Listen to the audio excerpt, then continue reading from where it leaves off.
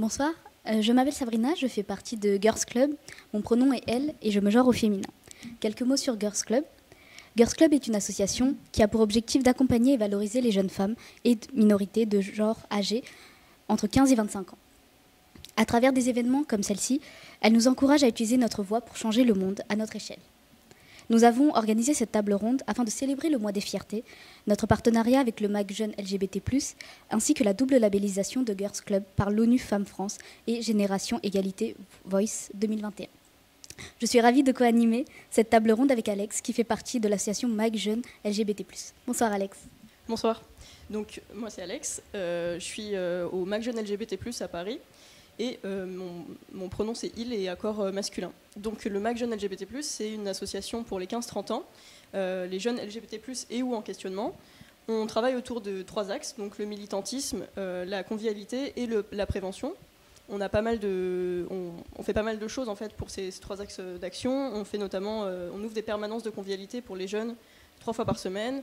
On participe à des marches, on fait des interventions en milieu scolaire. On fait aussi des actions de prévention, donc des départs groupés, par exemple, à un hôpital pour faire des dépistages gratuits et anonymes. Voilà, on fait pas mal de petites activités comme ça. Donc 15-30 ans, c'est à peu près la même tranche d'âge que Girls Club. Et donc on est ravis de faire ce partenariat également avec vous. Aujourd'hui, avec nos super invités ici présents, on va parler de la question sur l'inclusion et l'égalité des genres, savoir de quoi il s'agit. Donc bonsoir à vous deux. Bonsoir, merci pour l'invitation. Voilà, merci beaucoup d'être venus, ça nous fait vraiment très plaisir. Je vous propose qu'on commence doucement cette table ronde avec un icebreaker. Donc l'idée c'est de se donner un surnom pour la soirée, avec une partie sur ce qu'on a mangé ce matin et sur notre mood du jour. Donc je vais commencer pour briser la glace. Aujourd'hui j'ai mangé un croissant et je sors d'une grosse période de rush, donc pour moi ça va être croissant éreinté, mais enthousiaste. Et je vais passer la parole à Alexis. Alors, ne me jugez pas, hein, mais avant de partir de Belgique, j'ai mangé une dernière fois des frites.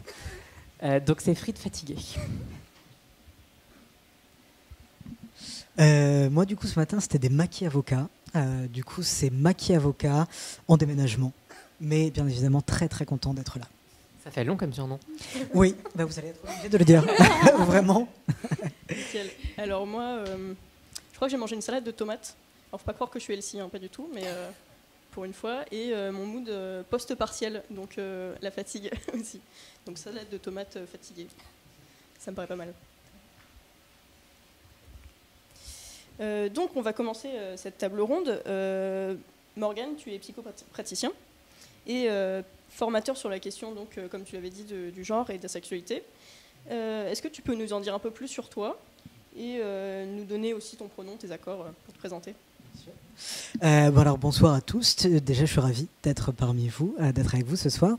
Donc moi, c'est Morgane. Donc mes pronoms, donc c'est il et je me genre au masculin. Et donc je suis effectivement thérapeute et formateur sur la question de diversité de genre, de sexualité et de relations.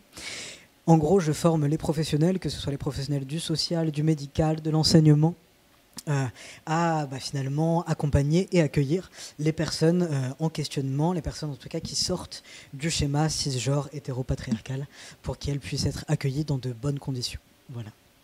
Super, merci Morgane. Bonsoir Frites fatiguée. Bonsoir. Ravie Lexi de t'avoir parmi nous. Aujourd'hui, tu es une militante sur les questions du genre dans le but de combattre les discriminations faites aux personnes transgenres, pour informer mais surtout éduquer, oui, notamment via ton compte Instagram Aggressively Trans. Est-ce que tu peux nous en dire plus à ton sujet et nous donner ton pronom et accord ? Oui, alors moi c'est Lexi, elle et accord féminin. Effectivement, j'ai créé donc ce compte Instagram Aggressively Trans depuis un peu moins de 3 ans. D'abord, c'était une plateforme pour parler de transphobie et ça s'est vraiment diversifié pour parler des violences qu'on vit en tant que personne trans spécifiquement, effectivement, mais aussi décortiquer ce qu'être trans implique et aussi ce qu'être cisgenre implique. Globalement, parler du genre parce que ça nous concerne, quelle que soit notre identité. J'essaye d'avoir une approche où on parle un peu des news, des questions de loi, de droit, mais aussi beaucoup un aspect plus culturel et anthropologique, parce que c'est ma formation initiale. Je suis formée en histoire de l'art et anthropologie. Super, merci à tous les deux pour vos présentations. Pour entrer dans le vif du sujet, nous allons discuter et mettre l'accent autour de l'inclusion, donc comme l'a dit Alex, et de l'égalité des genres, et en quoi est-ce primordial dans notre société. Donc pour vous, pour commencer, qu'est-ce que le genre et quelle est la différence entre le sexe et le genre ? plaisir. Alors, c'est vrai que ces deux notions-là, on les confond très très souvent, genre et sexe. Est-ce que c'est la même chose, le genre et le sexe d'une personne? Ça ne l'est pas. Quand on parle de sexe, on parle de corps sexué, et donc on parle de tous les marqueurs sexuels phénotypiques, donc à savoir observables. Donc tout ce qui est gonades, organes génitaux, aussi bien internes, externes, chromosomes, ce genre de choses. Et du coup, ça n'a strictement rien à voir avec le genre. Il faut bien entendu rappeler que que le sexe ne fait pas le genre. Et c'est très important, donc que pénis ne veut pas dire garçon et vulve ne veut pas dire fille. Parce que le genre, c'est avant tout une construction sociale. C'est une construction sociale, c'est finalement une société patriarcale, occidentale, qui a décidé que, eh bien, il y avait des différences entre les deux genres supposés, qui sont du coup calqués sur les deux sexes supposément uniques, mâle et femelle. Absolument. Globalement, cette question de ces deux gros domaines, elle est de plus en plus questionnée et vraiment analysée. On a aujourd'hui une sorte de point de vue qui serait de dire que effectivement le genre est construit, et c'est important de le rappeler, le genre est une donnée historique et que selon où on vit, selon où on est né, il ne se structure pas du tout de la même façon dans la société. Et que même dans le temps, à l'échelle d'une seule société, il a beaucoup évolué, à la fois dans comment il est justifié, dans comment il est matérialisé dans les espaces sociaux. Il suffit de voir par exemple le rapport aux couleurs. Aujourd'hui, on considère que le rose est la couleur féminine par essence. C'était pas du tout le cas par exemple au Moyen-Âge où c'était le bleu. Et on a donc cette idée d'un genre qui serait construit, alors qu'on entend encore beaucoup dire que le sexe serait une donnée qui est entièrement naturelle et complètement inamovible.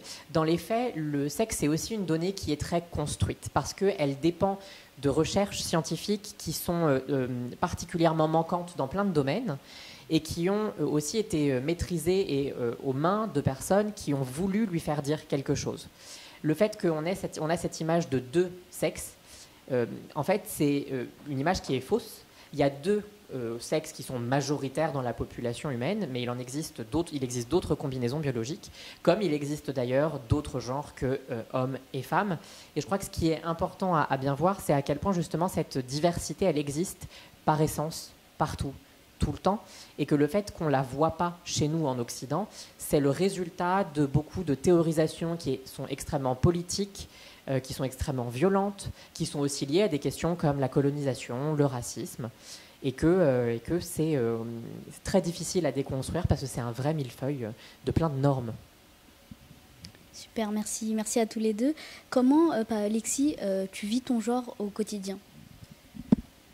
Globalement, j'en fais tomber le micro tellement il y aurait de choses à dire. Globalement, j'ai envie de dire que je le vis maintenant comme un non-sujet, mais que c'est le fruit de beaucoup de violence et de douleur, parce que pendant longtemps, j'ai, comme énormément de personnes trans, entendu que mon genre n'était pas une réalité. Donc ça a été le fruit d'une lutte, ça a aussi été le fruit d'un travail de bienveillance et d'apprentissage de qui j'étais profondément, pour moi, ce qui est quand même une très belle chose. Et je crois que tout le monde, même en étant cis, on devrait pouvoir entreprendre ce travail d'analyse de son genre pour mieux le vivre, pour mieux le comprendre, pour être en plein accord avec soi. Je pense aussi que je vis mon genre comme une sorte de galère et de bataille au quotidien, pas parce que je suis trans, mais parce que pour toutes les choses qu'on me renvoie et qu'on m'impose en tant que personne trans, toutes les performances qu'on attend de moi, toutes les critiques qu'on a à faire sur à la fois mon physique, sur mon identité. Donc c'est quand même une vraie bataille sociale. Merci Lexi. Et de ton côté, Morgane ? Alors moi, pour le coup, je rejoins beaucoup Lexi sur ce qu'elle dit. À la base, moi, mon genre, j'ai vraiment voulu le prouver au monde entier. Parce que forcément, quand on est un homme dans la société, déjà un homme cisgenre, c'est compliqué de se faire accepter dans le boys club, et du coup, voilà, qu'on puisse obtenir cette place d'homme dans la société. Du coup, quand on est une personne trans, quand on est un homme trans, c'est beaucoup plus compliqué forcément d'arriver à se faire sa place dans la société en tant qu'homme. Donc j'ai voulu, en tout début de transition, vraiment me rapprocher de tous les codes viril pour pouvoir justement être considéré comme un homme dans la société, et ça a fait beaucoup de dégâts forcément, parce que ça ne me correspondait pas, ça ne correspondait pas à la masculinité que j'avais envie d'incarner. Et quand j'ai réussi enfin, mais après beaucoup d'années de déconstruction, parce qu'il a fallu que je me dise que la féminité que je voulais mettre, la féminité avec des grands guillemets, parce que c'est un concept débattable, mais la féminité que je voulais mettre de côté pendant des années en débutant cette transition, qu'il fallait que je me réconcilie avec, parce qu'elle ne m'avait rien fait, finalement. Et quand vraiment j'ai pu faire la paix avec, et que je me suis dit que voilà, être un homme, c'était pas forcément répondre à tous les codes sociaux virilistes, ça allait beaucoup mieux. Ça allait vraiment beaucoup mieux. J'avais moins besoin de prouver mon genre à tout le monde. Et du coup, j'étais beaucoup plus en paix, à la fois dans mon genre, dans ma sexualité et dans mon rapport aux autres. Merci beaucoup. Donc, d'après tout ce que vous dites, on a vraiment cette question de construction en fait, de son genre et de son identité qui est super importante dans votre vie privée et dans votre vie professionnelle et dans la société en général. Quelle a été l'importance et l'impact de cette construction ? Je dirais que ce qui a d'abord été difficile, c'est de voir que c'était construit et que c'est un peu l'avance sociale qu'ont les personnes trans. C'est que là où pour énormément de sujets et d'espaces sociaux, on ne le remet pas du tout en question.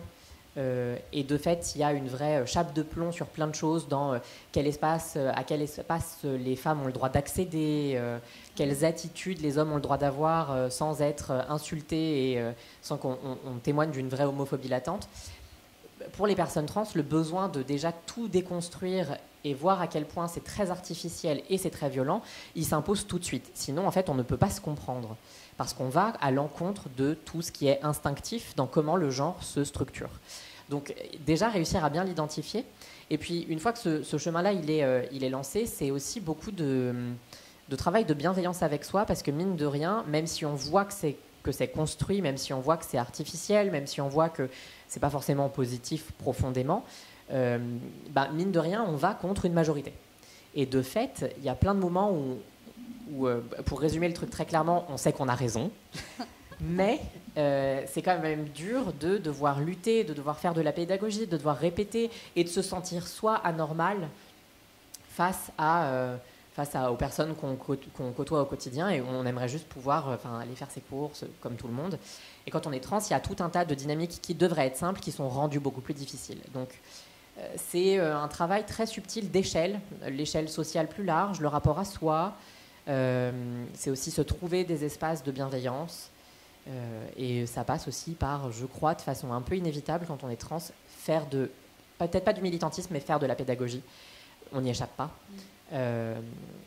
Après, je pense que c'est plus difficile dans certains espaces que d'autres. Mais j'ai pas eu de difficultés particulières dans l'espace professionnel parce que je pense que certains sont plus à même de ne pas questionner particulièrement, alors que d'autres moments de sociabilisation sont un enfer. Je sais que tout ce qui a trait à la drague, au sexe, en tant que meuf trans, c'est un enfer au quotidien parce que c'est tout de suite entrer en conflit avec le regard des hommes cis, hétéros, où on est à la fois renvoyé à une image de meufs qui sont hyper sexualisées tout le temps. Les meufs trans ont la réputation d'être hyper chaudes tout le temps, d'être hyper passives, et on nous le renvoie de façon très claire et très directe, sans réfléchir au fait qu'on est des personnes. On nous renvoie aussi à l'image de ne pas être vraiment des femmes, donc être un peu des mecs, donc menacer l'hétérosexualité des gens avec qui on peut relationner potentiellement, et ça entraîne des vraies violences. Donc certains espaces sont plus menaçants que d'autres. Et on n'est pas manque de peau dans la chaîne de transmission entre personnes trans, on ne le sait pas tout le temps.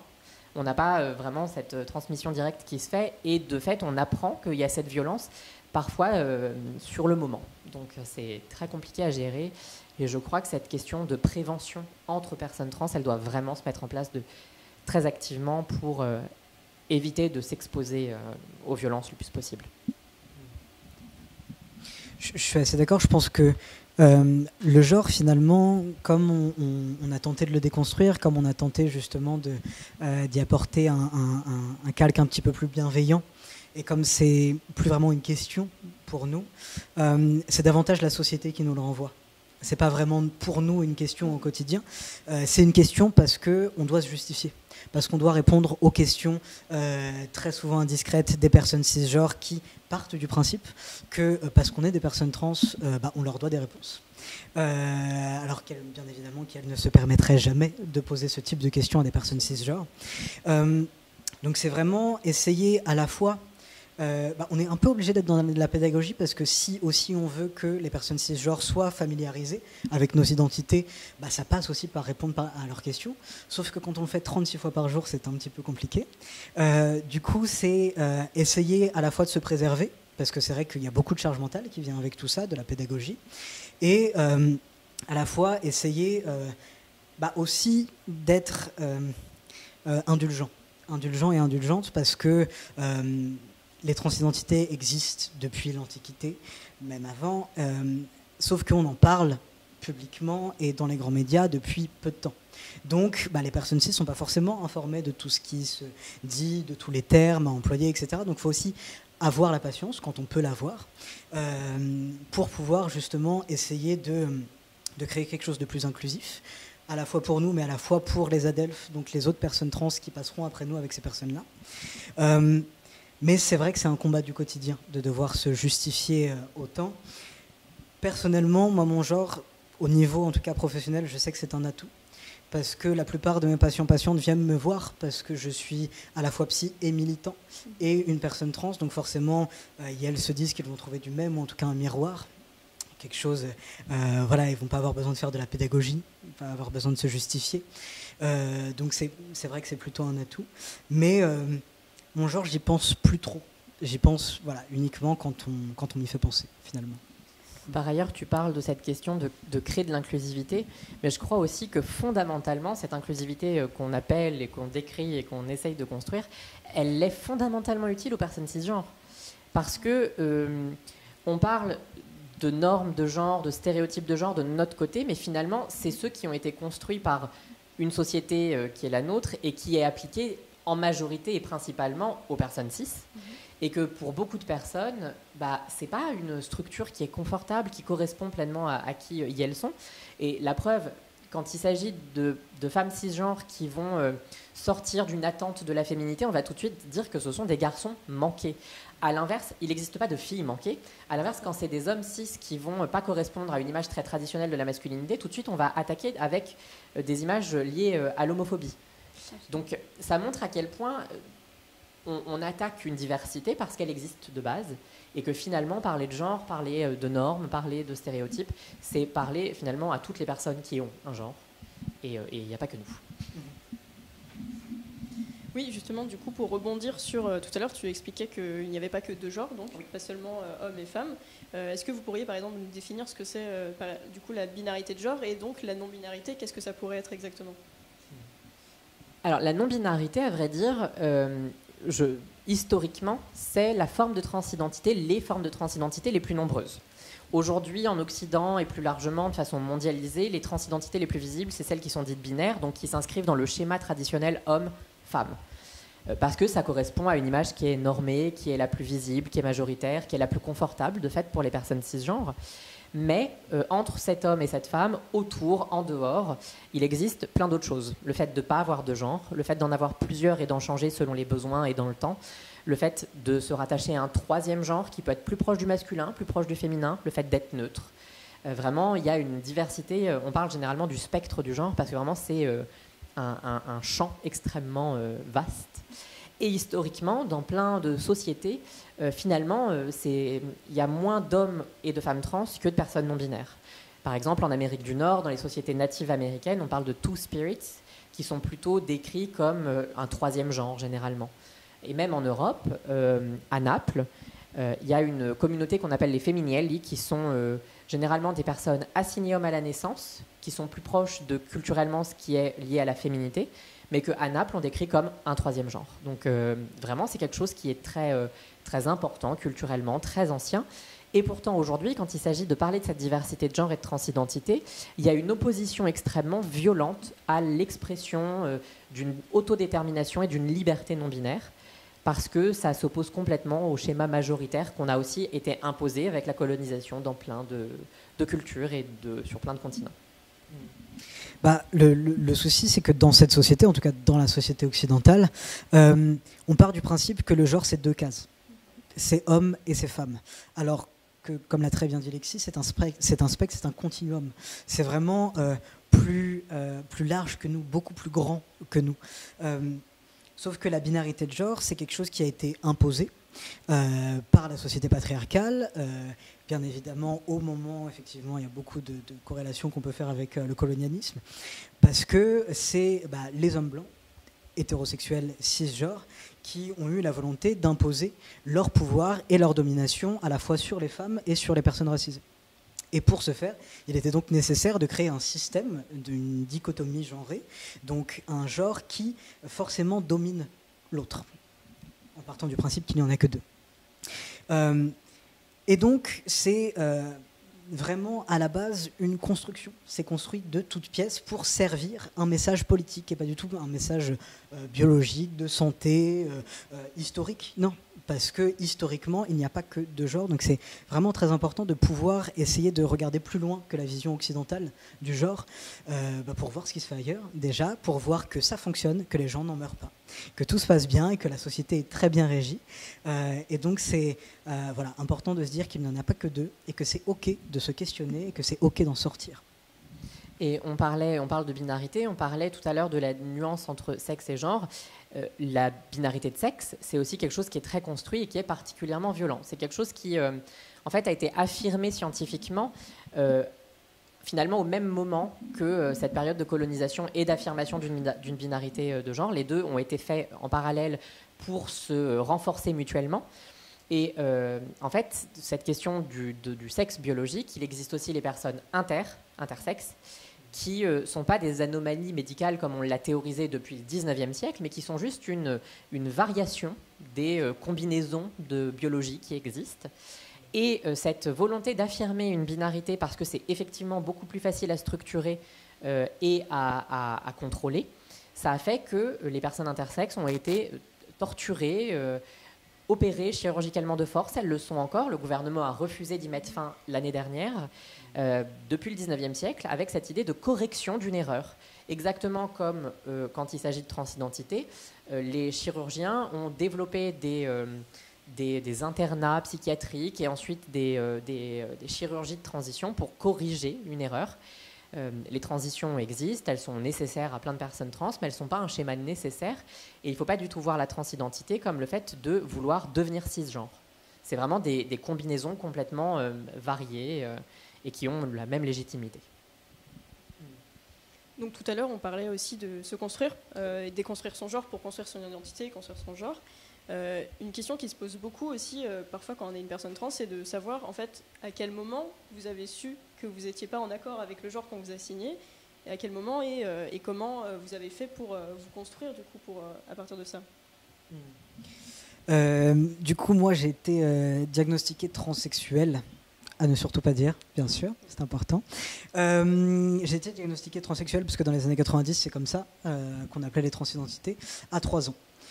Par un psychiatre parisien, voilà. Ma mère me l'a pas dit du tout jusqu'à ce que moi je fasse mon coming out. Néanmoins, j'ai toujours su que j'étais un garçon, sans forcément mettre les mots dessus. C'est-à-dire que je savais que plus tard j'allais être papa, je savais que plus tard j'allais être le mari de quelqu'un, même si bon, ma vision sur le mariage a changé depuis, bref. Et que, en tout cas, je savais que j'allais avoir de la barbe, enfin je savais que plus tard je serais monsieur, quoi. C'était pas vraiment une question. Pour autant, j'affirmais pas vraiment. Pour moi, c'était tellement une évidence qu'à la puberté, mon corps allait magiquement changer que du coup, je me suis pas posé de questions avant ça. Et c'est vrai que la puberté a été un peu hardcore quand j'ai réalisé que finalement, mon pénis n'allait pas pousser de manière assez magique. Et du coup, ça a été très très très violent. J'ai d'abord du coup questionné ma sexualité, parce que je ne savais pas à l'époque que questionner son genre, c'était possible. Et du coup, j'ai questionné ma sexualité. J'ai d'abord fait un coming out lesbien, du coup, et qui a été plutôt bien reçu, et je me sentais plutôt bien dans mon identité lesbienne. Sauf que, voilà, on grandit, le rapport au corps change et on se rend compte que c'est pas que de la sexualité, c'est pas que là qu'il y a un souci. Et vraiment, j'ai eu beaucoup de problèmes avec mon corps qui, moi, me dérangeaient. En tout cas, pas vraiment mon corps me dérangeait, mais le regard que les autres portaient sur mon corps et surtout la manière dont ils genraient mon corps. Parce que pour moi, j'ai jamais eu un corps de fille, j'ai eu mon corps. C'est juste que du coup, le regard à poser était celui qu'on pose sur un corps de fille. Et c'est là que c'est devenu de plus en plus compliqué et où j'ai eu vraiment la nécessité de couvrir mon corps et de faire en sorte que mon corps soit non genré.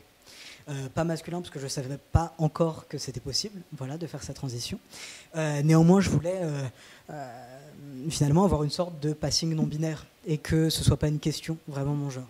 Ça a forcément provoqué beaucoup de violence parce que les gens, quand ils ne savent pas si tu es un garçon, si tu es une fille, te violentent beaucoup et te posent la question sans cesse. Et donc ça, c'est hyper violent quand on te pose la question tous les jours. Et puis au bout d'un moment, quand du coup l'année, c'était en 2010 je crois, où les transidentités sont sorties des maladies psychiatriques en France, on a eu un débat avec ma famille sur est-ce que les personnes trans sont des malades mentaux, et je ne sais pas du tout pourquoi, c'est les débats en famille, quoi.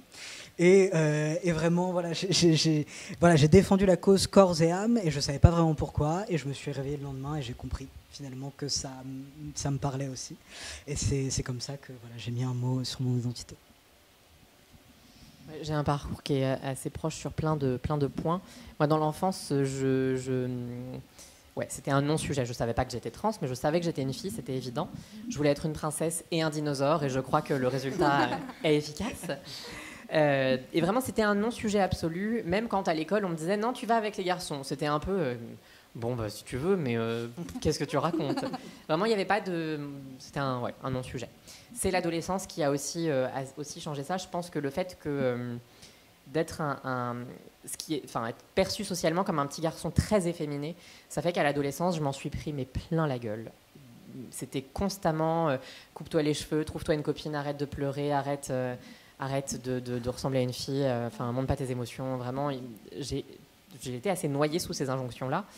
Et de fait, comme il n'y avait pas vraiment de réflexion profonde sur le genre, il y avait juste l'évidence d'être quelque chose et qu'on m'a ramené à une impossibilité, je me disais que du coup, je n'existais pas vraiment.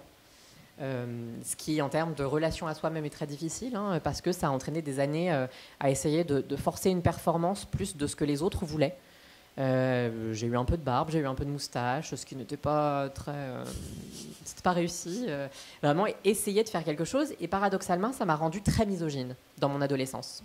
Parce qu'il fallait absolument que je sois un garçon, alors que je savais que ce n'était pas le cas. Et de fait, ne pas pouvoir être une fille et voir à quel point on stigmatisait ma féminité, je me disais que c'était extrêmement mauvais d'être une fille. Et ça a entraîné juste une haine de moi-même. Parce que cette misogynie, je me l'appliquais à moi, pas aux autres filles. Ensuite, le chemin a été très très difficile pour réussir à gommer tout ça. Les traces existent encore. C'est une construction dans le temps qui fait que apprendre déjà à se respecter et à se comprendre et à s'accepter, c'est dur. J'ai plus honte de moi, mais j'ai eu honte de qui j'étais pendant très longtemps. J'ai fait un coming out gay et je sentais bien que j'aimais les hommes, c'était pas la question. Ça a changé depuis. Mais que, en fait, j'aimais les hommes, mais j'aimais pas qu'on m'aime en tant qu'homme, moi. D'accord. Et que, de fait, je devais appartenir à cet énorme ensemble queer, LGBT+, mais sans être un homme. Et c'était très flou. Parce que pas de mots, parce que pas d'autres personnes à qui parler, qui étaient comme moi. Et c'est en montant à Paris, et notamment en découvrant et en m'immergeant un peu dans la culture drague, que cette espèce de fluidité... elle a déjà su exister pour elle-même. Et qu'ensuite, ça s'est précisé au fil de réflexion, en voyant que j'étais pas un homme qui voulait faire du drag, parce que je suis pas dans cette exubérance-là, c'est pas théâtral, c'est pas un rôle. Et du coup, à partir de me dire, ok, la fluidité de genre, elle est là, elle est cool. Voilà, affiner, préciser, rencontrer des personnes, parce que Paris a cet avantage qu'il y a des espaces pour les personnes trans, spécifiquement. Ça m'a permis vraiment de me comprendre et je pense que ce rapport à d'autres personnes a été vital. Si j'avais dû mener la réflexion seule, même en ayant conscience que des mots existent, le fait d'avoir hérité de ces années de haine, j'aurais pas pu le faire seul. Et c'est là où je crois que, encore une fois, la chaîne de transmission dans la communauté, elle est nécessaire pour affirmer au quotidien à quel point nos identités, elles existent pour de vrai, que c'est pas sale, que c'est pas honteux, que c'est pas... voilà, parce que en fait, j'aurais pu éviter une dizaine de tentatives de suicide dans ma vie. Et c'est quand même beaucoup de temps et d'énergie et d'émotions gâchées, alors qu'on peut les investir dans plein d'autres choses. Alors, du coup, vous avez effectivement un parcours assez similaire, tous les deux, d'avoir compris plus ou moins assez jeune que vous étiez une personne trans, mais il y a aussi un tas de personnes donc, qui le comprennent bien plus tard. Et donc, pour toutes les personnes qui le comprennent tôt ou tard, qu'est-ce que pourraient être les petites étapes que vous pourriez donner à des jeunes ou moins jeunes pour affirmer son identité de genre et s'assumer petit à petit, s'affirmer vraiment en tant que personne? Déjà, il n'y a pas d'âge, en fait, pour comprendre. C'est tellement personnel et c'est tellement un rapport, justement, à la société que ça vient quand ça vient. Et qu'une fois, il y a aussi ce double chemin, le fait de comprendre et ensuite le fait de dire. Et que si on dit bien après avoir compris, c'est pas grave. Et que si on peut pas dire, c'est pas grave. Parce que parents pas bienveillants. Le but, c'est vraiment de se protéger et de faire quand soit on veut le faire. Voilà, donc déjà ça je crois que c'est une base importante à dire et que de fait, moi j'ai rencontré une comédienne qui s'appelle Clara Palau qui est barcelonaise et qui a fait son coming out à 60 ans et en fait sans qu'il y ait cette impression de dire j'ai vécu 60 ans mal, c'est juste en fait que c'était en gestation et le moment était venu pour vraiment le comprendre et je crois que c'est très beau et c'est bien aussi de dire que en fait, ce truc de la violence, de la douleur dans son passé, elle n'est pas obligée d'exister. Et que même une fois qu'on réexamine, après notre coming out, comment on a vécu, on n'est pas obligé de tout détester. Et que c'est même important de garder un lien à cette histoire, parce que c'est nous, de toute façon. Après, des conseils, je dirais que chercher des groupes de parole, c'est très utile. Tout de suite se créer des moments d'affirmation personnelle, ça peut être un carnet, des post-it, un moment devant son miroir, vraiment à répéter des choses affirmantes. Tu es légitime, t'as pas à performer quelque chose qui est attendu de toi. Voilà, c'est important de se créer cette relation dans son genre à soi-même parce que bien souvent elle nous est retirée et que de fait il faut pouvoir construire ce pont-là. Puis ensuite, trouver une espèce de petite routine de résilience. Parce qu'une fois qu'on est dehors, c'est beaucoup de remise en question, beaucoup de doutes, et qu'il faut vraiment se créer des petites habitudes où, voilà, une fois qu'on a subi ça, on peut réussir, je sais pas, ça peut être du sport, de la nourriture, des films, des livres, écrire, peindre, plein de choses, mais vraiment des rituels qui permettent d'oublier ça. Je pense que, en effet, on a associé le questionnement, la période de questionnement à l'adolescence. Et donc beaucoup de personnes qui dépassent ce stade-là se disent c'est plus pour moi, j'ai plus le droit de me questionner. Alors qu'on peut se questionner vraiment en étant enfant, adolescent, adulte, plus âgé. Il n'y a vraiment pas d'âge. C'est ok de se questionner et surtout, même si c'est vrai qu'en France il y a un protocole trans, c'est-à-dire qu'il faut rentrer dans des cases pour être reconnu comme une personne transgenre, sauf que du coup malheureusement, il y a beaucoup d'illégitimité queer qui en découle parce que beaucoup de personnes se disent tiens, si je l'ai pas su dès que j'étais enfant, ça veut dire que je suis pas vraiment trans. Si je corresponds à tel ou tel critère, je suis pas vraiment trans. Alors que non.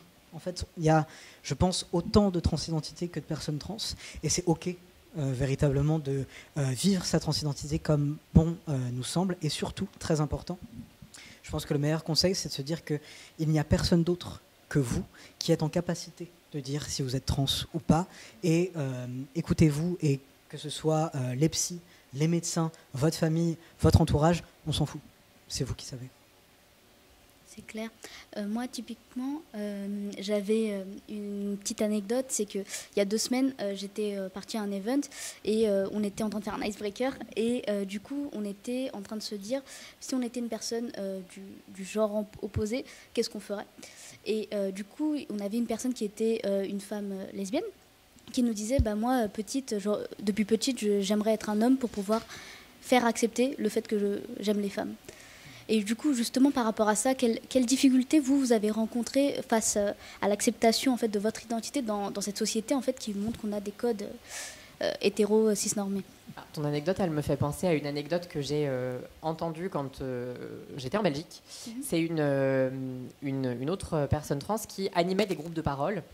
Et en fait, dans ce groupe de parole, il y a un parent d'enfant trans qui est venu et qui disait « Attends, mais là, mon enfant qui est un petit garçon trans, enfin un petit garçon, un ado trans, est en train de me dire qu'il aime les garçons. Comment c'est possible ?» Et en fait, on en revient un peu à ce truc de genre-sexe. La question attirance romantique, sexuelle et la question genre, elles sont complètement indépendantes. Pour ce qui est de l'acceptation, moi, j'ai pas eu du tout de problème avec mes parents. J'ai 2 grandes sœurs. Ça s'est bien passé au début et finalement, une de mes sœurs a complètement arrêté de me parler en me reprochant beaucoup de choses. Le fameux truc de « tu tues mon petit frère » qui est trop répandu. Ouais. Et en fait, je fais partie des personnes les plus privilégiées dans la communauté trans parce que j'ai un soutien indéfectible de mes parents. Et même comme ça, j'ai subi le rejet d'un membre de ma famille. Ce qui fait prendre conscience que finalement, déjà en étant très privilégié, on subit des trucs durs. Et que de fait, il faut réfléchir les transidentités, malheureusement, comme peut-être d'abord les questions de rejet et de violence, parce que c'est l'urgence et que c'est une situation trop répandue. Il est très important ensuite de parler aussi de tout ce qui est cool et de la bienveillance qui existe, mais malheureusement le négatif, c'est l'urgence à solutionner. Ensuite, j'ai pas eu d'expérience de rejet particulière. Je travaillais dans un musée parisien dans une autre vie. Et tant que j'avais mes badges et tout qui mentionnaient pas du tout mon identité de genre, j'avais pas fait mon coming out à mes collègues, juste à la RH qui m'avait dit on n'en parlera pas pour toi, pour ta sécurité, enfin pour que ça aille. Et quand j'ai été outée très violemment et sans mon consentement auprès de mes collègues, c'est devenu l'enfer.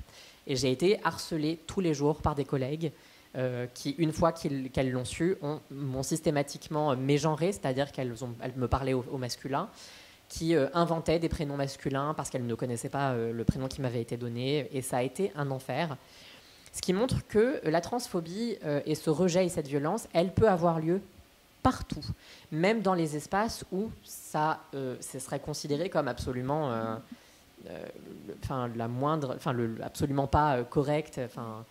Je pense que s'il y a une chose qui est admise, c'est que sur le lieu de travail, on a des rapports cordiaux, professionnels et pas dans le personnel, quelle que soit la forme de personnel d'ailleurs. Mais parce qu'on est trans et parce qu'il y a cette idée que finalement, on peut tout à fait nous remettre en question constamment sans que ce soit une violence, parce que c'est normal, ça a pu exister. Mais c'est les seules grosses expériences de rejet que j'ai vécues intimement. En tant que militante, c'est quotidien parce qu'il y a ce côté public, mais on ne le vit pas du tout pareil. C'est beaucoup plus politique en fait. Le but, c'est d'attaquer finalement ce qu'on défend plus que nous qui on est. Moi, ça va être très bref. Je me considère extrêmement privilégié déjà parce que je suis un homme trans. Et que les hommes trans ont déjà ce privilège, si on peut dire, d'être du bon côté. Parce que c'est-à-dire qu'on prend en termes de classe, en termes de position dans la société, on prend du grade. Donc du coup, ne serait-ce que par rapport à ça, une décence par rapport à mes sœurs trans. Je me trouve extrêmement privilégiée. Les seules discriminations qui étaient assez dures pour moi, c'était les discriminations dans le corps médical. Parce que les médecins se pensent tout puissants. Et comme elles savent qu'on a besoin d'eux, du coup, s'autorisent beaucoup de choses sur nos corps que je ne souhaite à personne. D'accord. Je crois que déjà à l'échelle de notre communauté, il y a il y a des vraies divergences de visibilité entre les personnes trans selon qui on est, quelle personne trans on est, et que déjà ça, on doit le changer parce que la dynamique de gain de visibilité qui est en train de se mettre en place, qui existe et qui prend de plus en plus d'importance, elle ne se fait pas forcément sur des bases toujours très inclusives, même chez nous. Par exemple, sur mon compte Instagram, je suis aujourd'hui l'un des plus gros comptes Instagram qui parle de transidentité dans la francophonie, si on veut.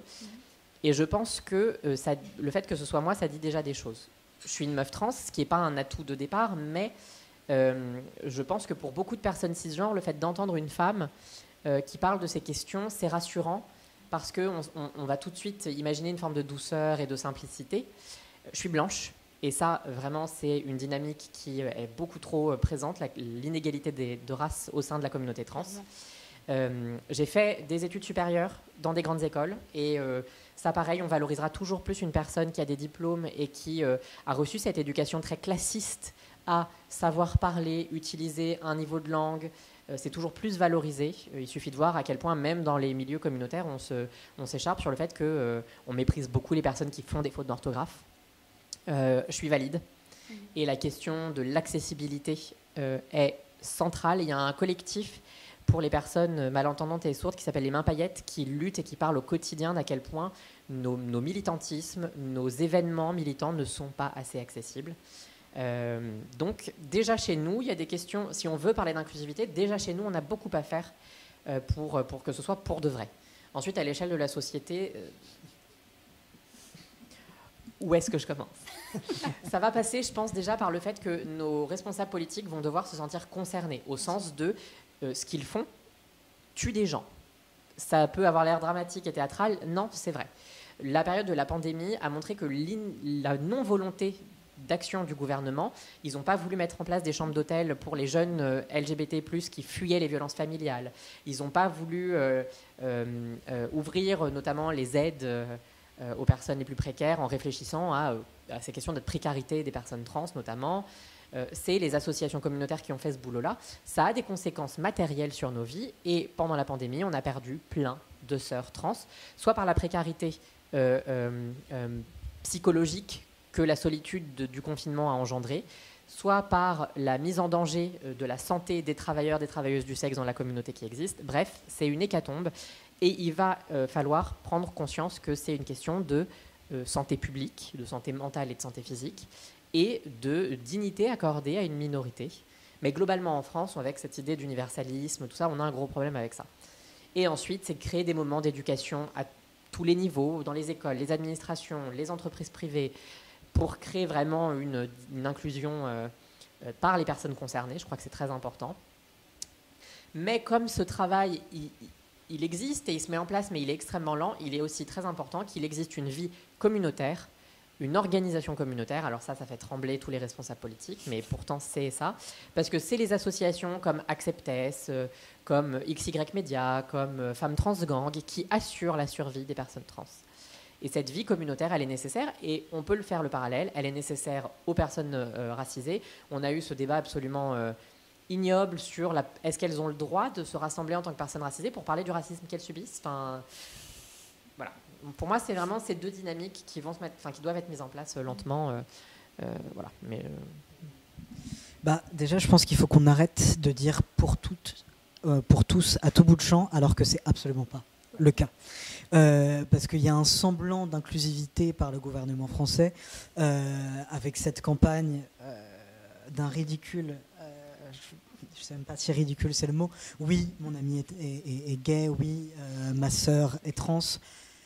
Si c'est juste ça qu'ils font pour nous, on peut s'en passer, très clairement. Il faut savoir que les personnes trans sont le groupe social qui a le taux de suicide le plus élevé. Oui. Et c'est une précision très rapide. Et on ne se suicide pas parce qu'on est trans et qu'on est fragile et instable. On se suicide à cause de la transphobie qu'on subit partout et qui fait qu'on ne supporte plus de vivre.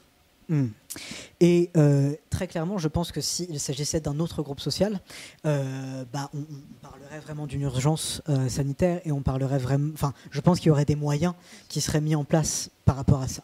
Sauf que comme c'est les personnes trans, on est habitué, on s'en fout. Donc il y a un vrai manque de personnes déjà concernées qui s'attaquent à ces dossiers-là, parce que quand on parle de politique trans, il y a que des personnes cis qui étudient ces dossiers-là. Donc forcément, ça avance pas très très bien. Ça avance pas vite, ça avance pas bien. C'est les mauvaises données qu'elles ont. Et donc forcément, on a l'impression qu'ils pédalent un peu dans la semoule, quoi, parce qu'il n'y a rien qui est fait, ou en tout cas c'est mal fait. Il est vraiment nécessaire de nous impliquer dans les politiques. Il est nécessaire de dialoguer avec les personnes militantes pour qu'il y ait des représentations, pour qu'il y ait des lois, pour qu'il y ait des projets beaucoup plus inclusifs et surtout beaucoup plus justes, beaucoup plus ajustés par rapport à nos besoins et pas ce qu'elles imaginent de ce... Parce qu'en général, et elles imaginent mal. Du coup, tout ça pour dire que incluez-nous dans vos projets, discutez avec nous, ne faites pas des campagnes de pub qui vous font passer pour des alliés alors que vous n'en êtes clairement pas. Arrêtez de nous psychiatriser, arrêtez de médicaliser notre parcours. On n'est pas obligé de passer par un parcours médical pour pouvoir légitimer notre transidentité. Arrêtez de décider pour nous si on est trans ou pas. Et puis surtout, essayez, parce que ça passe par la politique, ça passe par la santé publique, mais ça passe aussi par les médias. Donc les médias, là, voilà, ce que vous faites, c'est vraiment chouette de pouvoir nous donner la parole à des personnes concernées, mais les médias cessaient de faire des films sur nous, sans nous, donc sans actrices trans, sans réalisatrices trans, et surtout, à la rigueur, un consultant ou une consultante queer, pour un minimum savoir de quoi vous parlez, et cesser de faire jouer nos rôles à des actrices cisgenres. Parce que du coup, ça entretient la croyance que nous ne sommes que des déguisements, nous ne sommes que des rôles, nous ne sommes que, finalement, on enlève un petit peu notre déguisement de personne trans. Une fois qu'on a terminé, non, on le porte 24/24. Voilà, c'est important que des actrices trans puissent représenter les transidentités. Et aussi, il y a un peu le truc dans les deux sens, c'est-à-dire que arrêtez d'imaginer que c'est un costume et en même temps, arrêtez de ne nous cantonner qu'à être trans. On est trans, mais on est 20 000 choses en même temps. Et quand on parle de cette question de se revendiquer trans, se revendiquer, quand on est issu d'une minorité sociale, on a souvent ce truc de les étiquettes, ça nous divise. En fait, la division, elle existe même s'il n'y a pas les mots. Parce que sinon, on n'aurait pas été invisible pendant des siècles, pendant des décennies. Sinon, il n'y aurait pas eu des législations contre nous, il n'y aurait pas une égalité de droit. Cette division, elle existe déjà. Et ce n'est pas l'usage d'étiquettes qui est mauvais, c'est l'usage d'une seule étiquette alors qu'on est 20 000 choses tout le temps, en fait.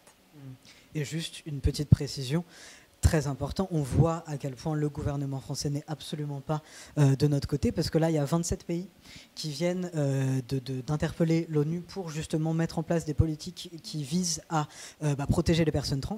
La France n'a pas signé. La France n'a pas signé. La France a été condamnée à 3 reprises par l'ONU pour torture, pour acte de torture sur les personnes intersexes. La France n'a toujours pas interdit, du coup, ces mutilations-là.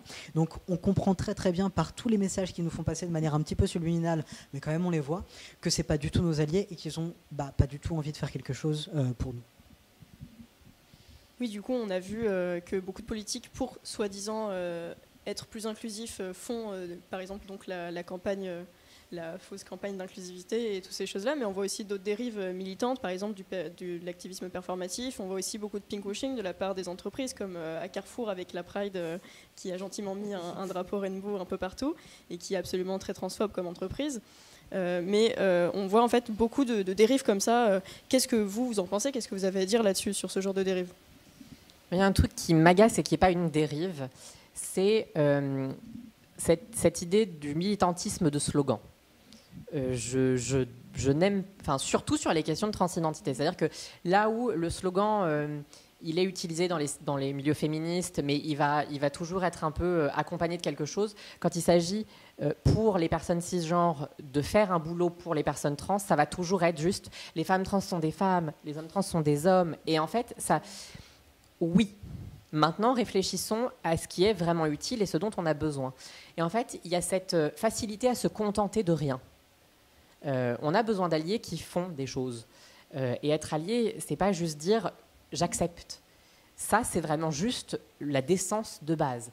Et je peux comprendre que ça peut heurter d'entendre ça comme ça, parce que pour beaucoup, certainement, déjà, s'éduquer, prendre conscience, c'est énorme. Et en même temps, apprendre, ça prend du temps. Apprendre, c'est un travail.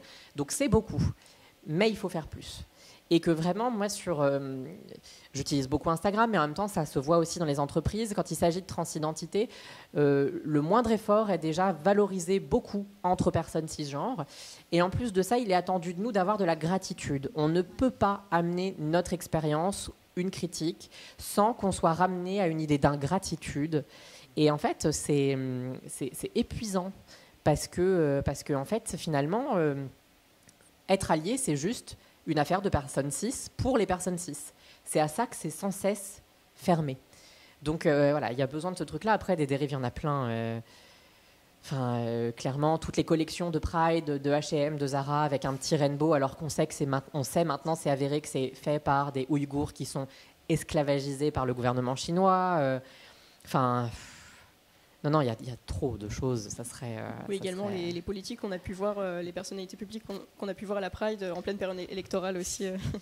Oui, quand on voit qu'il y a encore des élus de la République En Marche qui vont à la Pride pour se faire bien voir, alors que leur parti refuse de mettre un terme aux thérapies de conversion, qui torture des personnes LGBT, il y a eu un refus d'ouvrir la PMA, le refus de mettre fin aux mutilations sur les personnes interses. Enfin, la liste est tellement longue et c'est devenu tellement transparent qu'en fait, il y a une stratégie politique sans aucune réalité humaine, sans aucune réflexion pour de vrai, sans aucune empathie, c'est épuisant. Vraiment, c'est épuisant. Et le mois de la Pride concentre ces choses-là, parce que les opérations de com, il y a plusieurs marques qui font des produits spécifiques, et il y a une étude américaine qui avait été faite sur quelque chose comme 60 marques aux États-Unis qui font un produit spécifique vendu avec un branding Pride. Il n'y en a que 3 qui reversent pour de vrai les fonds à des associations de personnes concernées. La Pride concentre cette réalité, mais en fait, c'est toute l'année. Et toute l'année, c'est pire parce que même pas, il y a le fait de faire attention, de faire semblant qu'on aime et qu'on est gentil. Donc,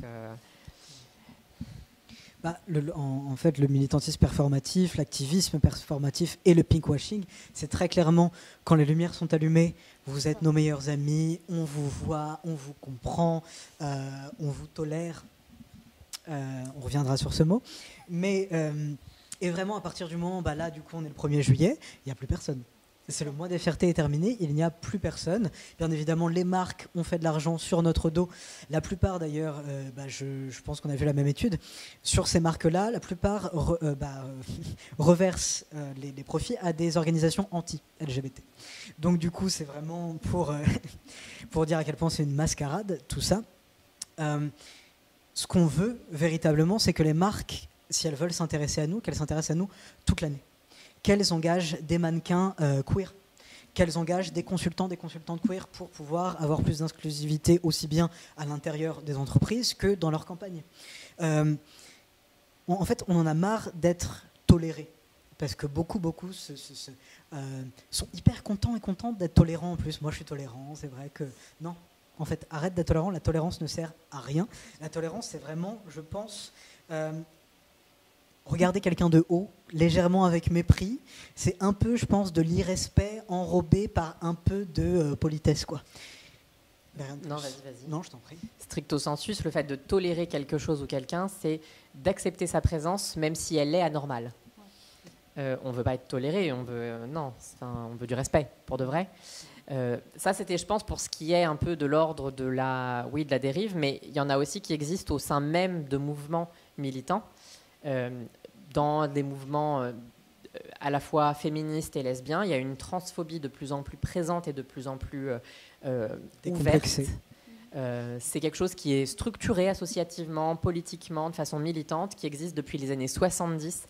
C'est un mouvement qui est très présent dans les milieux anglo-saxons et qui, en France, prend de l'ampleur, avec vraiment la volonté de ne plus permettre aux personnes trans d'exister. Parce que c'est ça le but, c'est qu'on ne devrait pas exister. Et c'est vrai que c'est quelque chose, moi, qui me choque tout particulièrement. Je suis plus surprise quand j'apprends qu'il existe le mouvement Super Straight, qui est un mouvement pseudo-militant, pseudo-politique, je ne sais même pas comment le définir, d'hommes cisgenres et hétéros qui s'affirment en tant que vrais hétéros, au sens où il faut défendre la pureté hétéro contre les hommes cis-hétéros qui disent que, en fait, dans leur hétérosexualité, oui, une femme cisgenre, ils pourraient tout à fait relationner. Donc ça ne m'étonne pas. Voir d'autres femmes qui hurlent à la sororité, aux besoins de la sororité, qui connaissent la précarité, qui connaissent les violences systémiques, nous frapper dessus, moi, ça me donne juste envie de pleurer. C'est terrible. C'est terrible.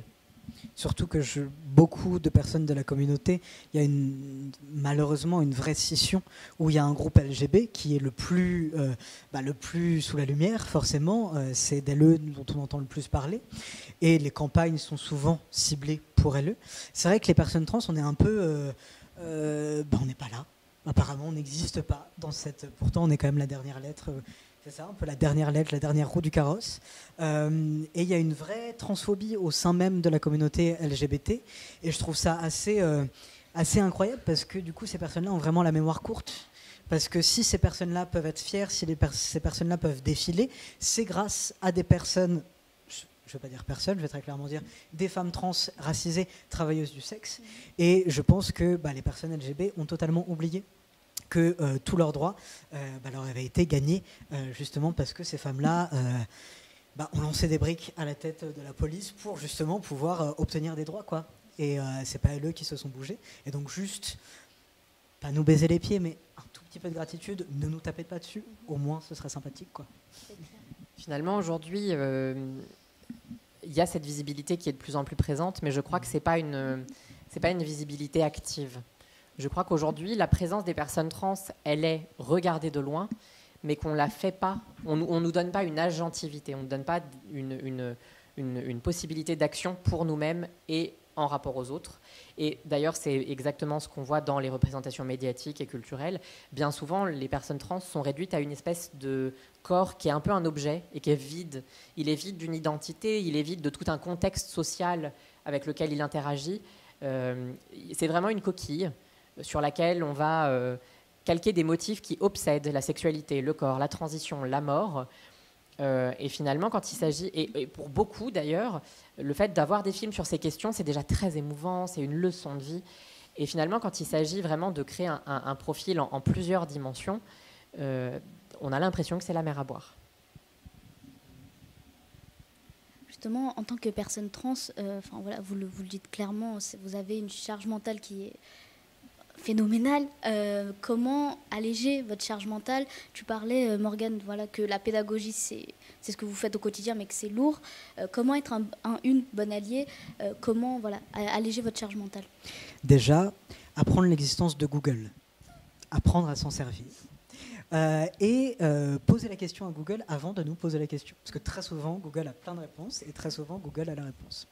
En tant que militant visible sur les réseaux sociaux, c'est vrai que on a beaucoup de personnes qui viennent nous demander, un peu comme si on était un moteur de recherche des transidentités. C'est OK de pouvoir dialoguer avec des personnes, on est aussi visible pour ça, pour pouvoir créer le dialogue.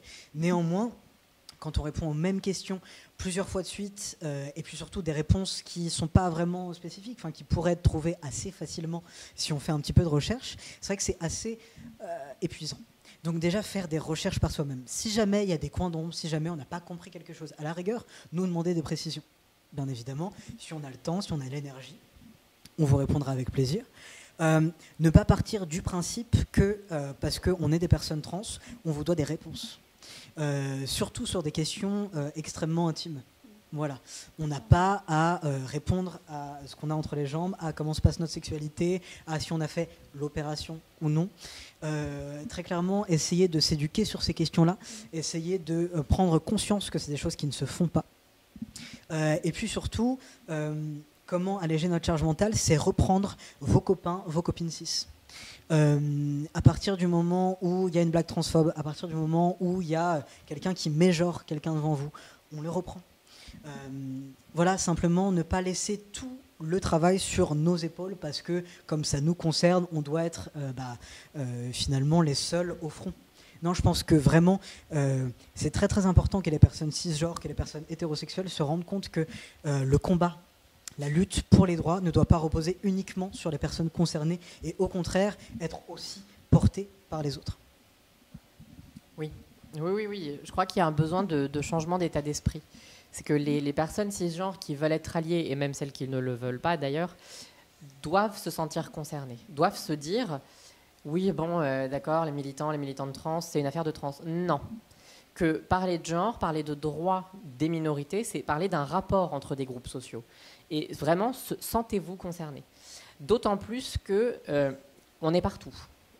comme dirait Marine Le Pen. Le lobby. Voilà. On est partout et on n'est pas forcément out. Et que de fait, dans l'environnement de plein de personnes qui peuvent nous regarder, et au-delà même de celles qui nous regardent, il y a peut-être des personnes trans qui n'osent pas.